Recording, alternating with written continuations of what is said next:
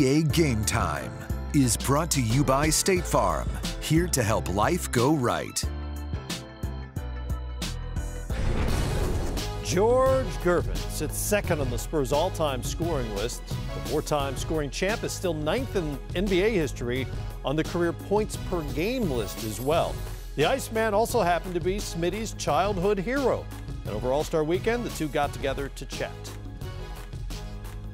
This is a shot that made Ice famous. Uh-oh. Uh-oh. One thing he could do was finger roll. No one does it better than George Gervin. You've said it a million times, but you can say it a million more. He's got every shot you can imagine and then some. That's a great move. Can you believe that? And this may go. It does. Love it. Here's Gervin. Yes.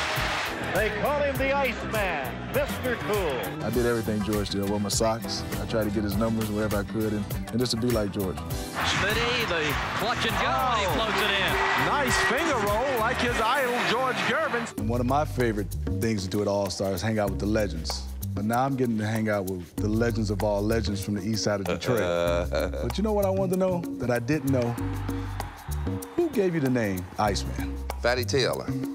Went to Virginia and played with the Virginia Squires. And Fatty Taylor, you know, was like the captain, and Dr. J was on that team also. And I used to go to work, man, and, you know, after we finished, I didn't sweat. And he just couldn't believe it, man. I mean, and he always just say, man, wow, man, you ice cold, man. I mean, you know, and they was just getting to know me.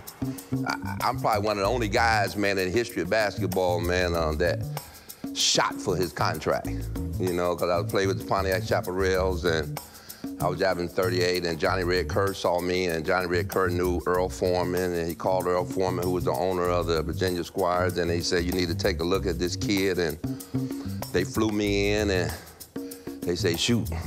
And I made 25 out of 33s, and they say, you hired, so.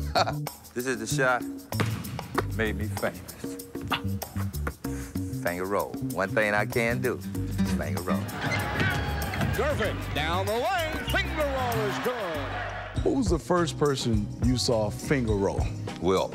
I mean, you know, you think about it, he had a dipper. You know, Will was dipper. You know, he'd dip it in. You know, and then I'm Connie Hawkins. You know, and then obviously I, you know, played with Doc. When was the first time you started finger rolling? I remember '97 when we became 50 greatest. I was at the table with Will, Connie, and Doc. And Will say, Iceman, how you know, you stole my finger roll. And then Connie Hawkins say, no, he got it from me. And then Doc say, well, yeah, you know, he played with me, he got it from me. I say, hey, guys, you know, I took a piece from each one of you guys and just made it famous. Yours was a different flavor. Yours, yours was a little, you know, the twist. Because, I followed you everywhere, George, you know. East Side Center, Coleman Young Center, every time the Round Ball Classic. And, you know, you used to come out and just roll the balls and just throwing them up. Well, I mean, but, you know, all three of them guys was great, you know, and I didn't have to invent the wheel. That's a shot I enjoyed watching. You know, everybody can dunk, but very few could finger roll. You know, I have my segment, Smitty's Under the Rim, because I didn't play above the rim, trying to be just like you, Ice, making sure you play under the rim. And you look at it right now, there's a lot of guys that are very prolific scorers without dunking, without athleticism. Who are some of the guys that get Ice to turn on the TV? Because I know you're on the golf course pretty much all day. Yeah, but when you're not on the golf course, who's some of the guys that get you to turn the TV on? You know, obviously, I like to see a guy like Kevin Durant because he can put it in the hole, and he's you know, a little taller than me, but slender-wise. You know, it's nice starting to shoot that, you know, mid-range jump shot, you know, so it's making him more effective, you know, so he's a little fun to see. And, you know, I was Seth, I mean, the way he handled the ball, you know, I got a son, Lil G, he remind me of G, you know, putting the ball in the hole. I mean, then I like Kawhi, because Kawhi play both ends. Ice, you like somebody play defense? I do, man, because I always wondered, could he stop me?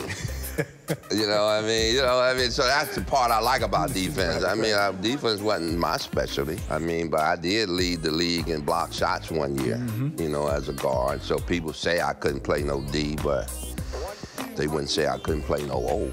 You talk about O, now, my Mount Rushmore of scores. Ice, you're on there for sure. So I need 3 more of all time. Who you got on there, including this era? You're on there already. For scoring? For just scoring. We're just about putting the ball in the bucket. Wow, man, it's kind of hard to go away from Rick Barry. You, Rick Barry, we need 2 more. Yeah, I go with another guy, man, don't get no credit, Alex English. I mean, Alex English, man, scored 2,000 points by 8 years in a row. Yep. You know, I mean, he wasn't fancy, but he was effective. Need 1 more? Well, you probably would have to go with Kareem. I mean, he scored more points than anybody with efficiency. And I think all the guys on there that I just named did it differently. Right. I don't think none of us scored the same. You know what I'm saying? We had our own way of scoring, you know? Who was the one guy, Ice, you know, that you looked at and said, ooh, he can score close to me? You know, no one scored like you, but who could score close to you? Was it David Thompson back then? He was different. Yeah, David had his own style, I mean. But, you know, I mean, they wasn't entertainers.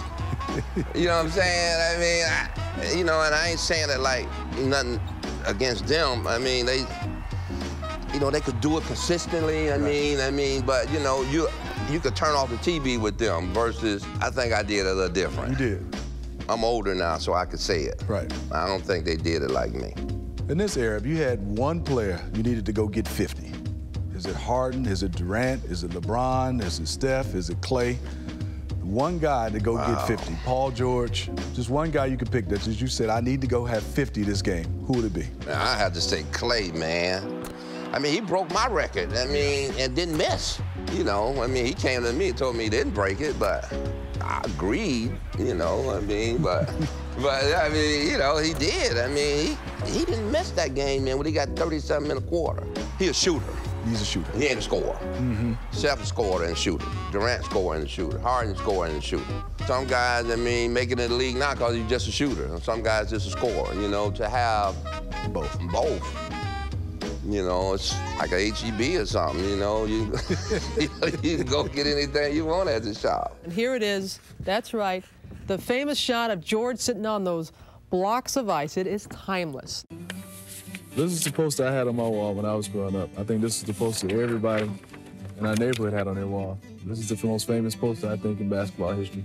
Branding is important. You talk about, for you, your branding with that poster. Talk to me about that process. Did Nike come to you? Did you go to Nike? Did your agent representative? Just talk about that process of... Nike came to me. Nike called and said that we was gonna do posters. That's when they started doing the posters. You know, it was not just to me. You know, it was Maurice Lucas, Dr. Duncanstein, you know, I mean, it was quite a few of them, but they was on that campaign. So they said they wanted to do one for me and Ice.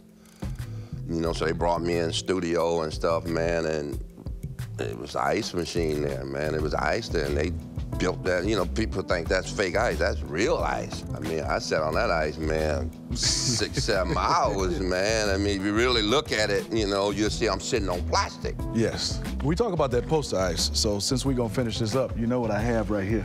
Yeah, that's original. Everybody don't.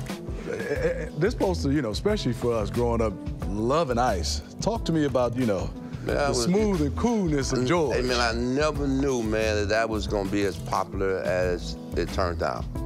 I mean, everywhere I go, man, as I grow up, and even today, man, people say, man, I had that poster on my wall. You know, the guy, they used to always say, man, I had a poster, man, you know, Farrah Fawcett and the Ice Man. You know, I mean, so, you know, being in Texas, she being from, you know, Texas, that's all they talked about, man, and it was special to me, and it still is today, man, and you got one of the originals. I got one of the originals, and you know, I had this poster at home, and now I got one of the originals, and wow. Ice, I would love for you to sign that for me. Man, that would sure be nice, Steve.